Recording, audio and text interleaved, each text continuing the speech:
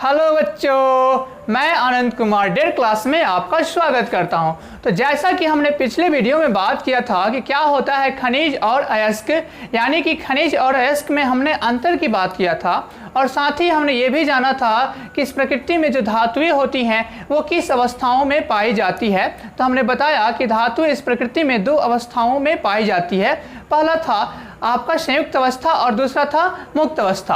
अगर आपने ये हमारा वीडियो नहीं देखे हैं तो हमारे नीचे डिस्क्रिप्शन में ये दिया हुआ है इसका लिंक, वहाँ से जाकर के इस वीडियो को आप देख सकते हैं। और आज का जो वीडियो है उसी पे रिलेटेड होने वाला है, यानी कि उसका अगला पार्ट ही आज का यह जो वीडियो है। और इस वीडियो में हम जानेंगे कि धातु कर्म क्या होता है, यानी कि किस प्रकार से हम अयस्कों से धातुओं को निकालते हैं और उसका शोधन कैसे करते हैं, किन किन स्टेप्स का यूज होता है और उसमें कुछ ऐसे भी मुख्य पॉइंट हैं जो उसमें उपयोग होते हैं, उसके बारे में भी हम आज जानने वाले हैं। और ये छोटा सा एक ही पार्ट होगा, आगे भी हम बहुत सारे ऐसे वीडियो बनाएंगे जिसमें इनसे रिलेटेड चीज़ें होंगी। तो इस वीडियो को भी आप शुरू से अंत तक देखें ताकि आप चीज़ों को समझ जाएँ। और साथ ही अगर आप हमारे चैनल पर नए हैं तो सब्सक्राइब करें, और अगर हमारे वीडियो अच्छी लगी तो लाइक ज़रूर करें। अगर कोई प्रॉब्लम आ रही हो, कोई चीज़ समझ नहीं आ रही हो तो हमारे कमेंट बॉक्स में कमेंट करके बता सकते हैं। इसके लिए हम आपको एक अलग से नया वीडियो बना करके देंगे। चलिए दोस्तों, तो आज का जो वीडियो है धातु कर्म और उससे रिलेटेड कुछ पॉइंट्स के बारे में हम बात करते हैं।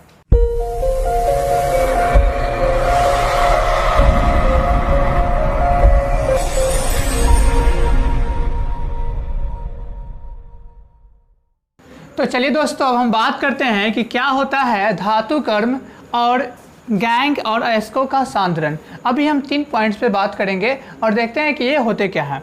तो देखिए, जब हम अयस्क को कहाँ से निकालते हैं जी, तो धरती जो है यानी कि जो पृथ्वी है उसके भूप्रपट्टी में, यानी कि पृथ्वी के निचले स्तर में जब आप जाएंगे तो वहाँ पे बहुत सारे खनिज मिलेंगे और उन खनिजों में हम देखेंगे कि किस में अधिक मात्रा में क्या है धातु है और किसे हम आसानी तरीके से बाहर निकाल सकते हैं कम खर्च में, वो अयस्क कहलाएगा। तो हम धरती से अयस्कों को लाते हैं और अयस्क को ला करके उसमें से धातु का निष्कासन, यानी कि अयस्कों से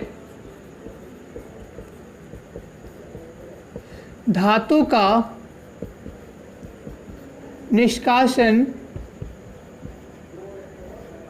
और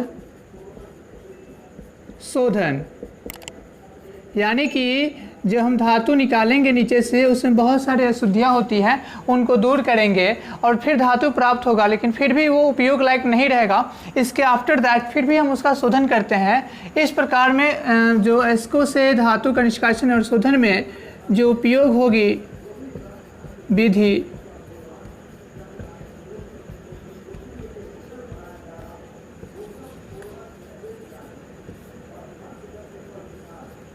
उपयोग होने वाली जो विधि होगी उसे ही हम क्या कहते हैं, तो धातु कर्म कहते हैं। अयस्कों से धातु का निष्कासन और शोधन में उपयोग होने वाली विधि को क्या कहते हैं दोस्तों, धातु कर्म कहते हैं। और इसे ही मेटलर्जी के नाम से जाना जाता है। तो इंग्लिश में जो वर्ड है मेटलर्जी, इसे आप याद रखिए। तो मेटलर्जी क्या है, तो जब हम ओर से किसी मेटल को प्राप्त करते हैं, निकालते हैं, ठीक है, और उसे शोधन करते हैं, तो उसमें जितने भी विधि उपयोग हम करेंगे उस सभी विधियों को ही हम क्या कहते हैं, धातु क्रम कहते हैं। इसके बाद हम बात करते हैं कि गैंग क्या है। तो गैंग से आप समझ सकते हैं अशुद्धि। अब ये अशुद्धि क्या है जी, तो अशुद्धि होता ये है कि जब आप पृथ्वी में से इन पदार्थों को निकालिएगा, अयस्कों को निकालिएगा, तो उसमें उसके साथ में बहुत सारे ऐसे पदार्थ लगे होंगे, जैसे कि मिट्टी हो सकता है लगा, बालू, कंकड़, पत्थर वगैरह उसके साथ चले आते हैं। उन्हीं अशुद्धियों को हम क्या कहते हैं, गैंग कहते हैं। तो हर बार धातु यानी कि धातु क्रम में गैंग कहा जाएगा तो इसका मतलब आप ये समझिएगा कि उसमें जो भी अशुद्धियाँ हैं उनके बारे में बात हो रहा है। इसके बाद हम जानते हैं अयस्कों का सांद्रण। तो अयस्कों का सांद्रण क्या होता है, तो अयस्कों से गैंग को अलग करने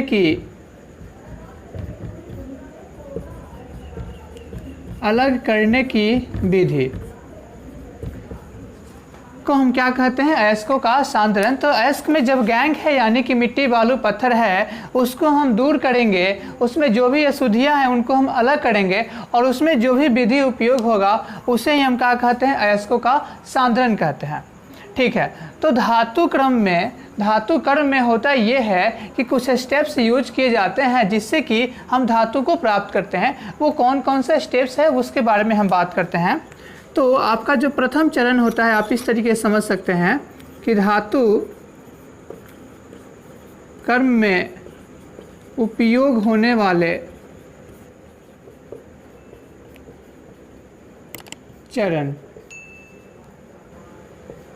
कौन कौन से स्टेप्स हैं जो यूज किए जाते हैं अयस्कों से धातु को निकालने के लिए। तो आपका जो फर्स्ट स्टेप है वो तो अयस्कों का सांद्रण किया जाता है। पहले हम अयस्कों का क्या करेंगे, सांद्रण, मतलब कि उसमें जो भी अशुद्धियाँ होंगी उन्हें हम अलग निकाल देंगे। सेकंड स्टेप होता है सांद्रित अयस्कों को, मतलब कि जो अयस्क को हम सांद्रित कर चुके हैं उसमें सांद्रित अयस्कों को धातु के ऑक्साइड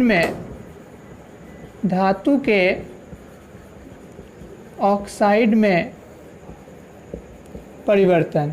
सेकेंड स्टेप हमारा ये होगा कि जो भी मेरे पास धातु है, मतलब कि सब जब हम अयस्क लाएं उसमें से मिट्टी बालू वगैरह जो भी था उससे हम जब अलग कर दिए तो वो सांद्रित अयस्क कहलाएगा। उस सांद्रित अयस्क में से हम क्या करेंगे कि जो धातु है उसको ऑक्साइड में परिवर्तित कर देंगे।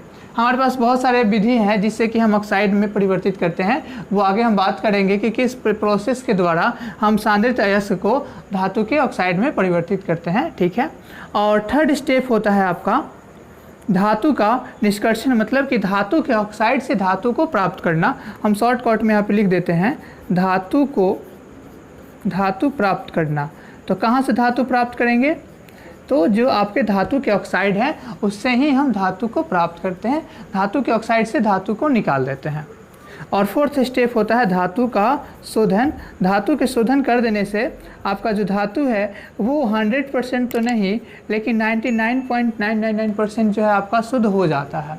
इस प्रकार उसमें कोई भी अशुद्धियाँ नहीं होती है और आफ्टर दैट हम उसको उपयोग लायक अपने बना सकते हैं। तो हम जानेंगे अब इस बारे में कि अयस्कों का सांद्रण कैसे करते हैं, मतलब कि उसमें जो अशुद्धियाँ हैं उन्हें निकालने के लिए हमारे पास क्या क्या प्रोसेस है। तो आइए देखते हैं कि हमारे पास क्या ऐसे प्रोसेस हैं जिसकी सहायता से हम इन चीज़ों को अलग कर सकते हैं। मतलब कि उसमें जो गिट्टी बालू पत्थर वगैरह मिला हुआ है धरती के साथ में आ गया है, धरती में जो रहता है उसके उन अयस्कों के साथ में आ गया है, तो उसको कैसे अलग करते हैं। चलिए, तो आइए अब हम बात करते हैं कि अयस्कों का सांद्रण क्या होता है। तो अयस्कों के सांद्रण मतलब समझ गए कि उसमें अयस्कों में जो भी अशुद्धियाँ हैं उनको दूर करना है। तो दूर करने के लिए हमारे पास कौन कौन से प्रोसेस है इसके बारे में हम बात करेंगे।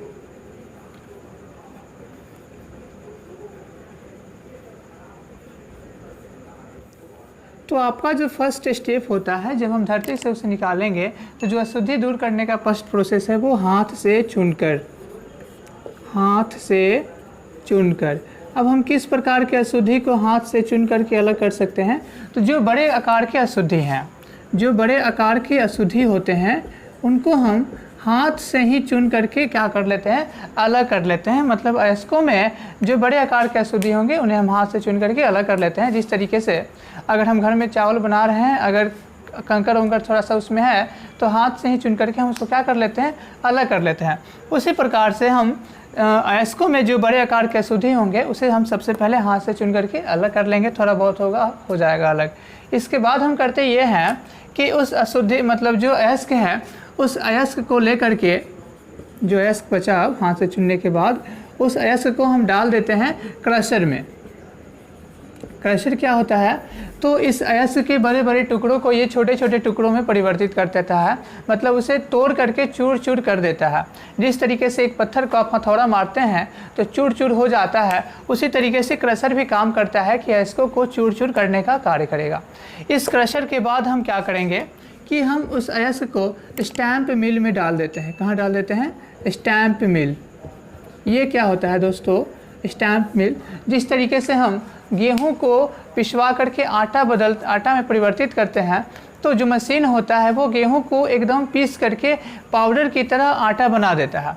उसी तरीके से आपका जो स्टैम्प मिल होता है वो टूटे हुए चूर चूर हुए अयस्कों के टुकड़ों को पीस करके एकदम महीन पाउडर की तरह बना देता है।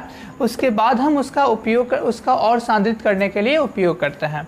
तो इतना काम होने के बाद हम सेकंड स्टेप जो है, अब हम अलग अलग प्रोसेस के द्वारा हम क्या करते हैं, उस पाउडर से अशुद्धि को अलग करते हैं और धातु को अलग करते हैं। तो सेकंड जो इसमें जो हम यूज़ करने वाले हैं प्रोसेस, वो किस आधार पे हम चुनते हैं प्रोसेस को कि किस प्रोसेस के द्वारा हम उस पाउडर से अशुद्धि को और धातु को अलग करना है। तो इसके लिए जो प्रोसेस है वो ये है कि उसमें जो अशुद्धि है, मतलब कि गैंग है, आप कह लें, जो उसमें गैंग है और धातु है, गैंग है और धातु, इन दोनों में जो भौतिक गुण, कुछ ना कुछ भौतिक गुण और रासायनिक गुण होते हैं, तो उनके गुणों के आधार पर ही हम क्या करते हैं, उन दोनों को अलग करते हैं। जैसे कि मान लीजिए कि गैंग में और धातु मिला हुआ है, दोनों आपस में मिला हुआ है। अब हमें करना क्या है, दोनों को किसी एक को अलग कर देंगे तो एक प्राप्त हो जाएगा। तो अगर इसका गुण इसके गुण में कुछ मिला जुला है, मतलब कुछ भी अलग है थोड़ा बहुत, तो वैसा कर सकते हैं। जैसे कि हम आपको एक एग्जांपल देते हैं। मान लीजिए कि आपके घर में डालडा है, डालडा समझते हैं, देसी घी वगैरह, चाहे घी तेल वगैरह ले लीजिए, जो ठंडे के दिनों में देखते होंगे वो जम जाते हैं।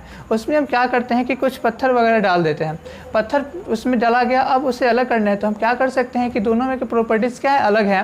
प्रॉपर्टीज़ ये अलग है कि जो आपका तेल है वो क्या होता है, जल्द ही वो मेल्ट हो जाता है, पिघल जाता है, और पत्थर जल्दी पिघलता नहीं है। तो हम क्या करेंगे, थोड़ा सा गर्म करेंगे तो आपका जो तेल है वो पिघल जाएगा और आपका जो पत्थर है वो नहीं पिघलेगा, और उसे आसानी से हम अलग कर सकते हैं। उसी तरीके से इनके मतलब जो गैंग है और धातु है, इन दोनों के गुणों के आधार पर, उनके भौतिक और रासायनिक गुणों के आधार पर हम कुछ प्रोसेस को चुनते हैं।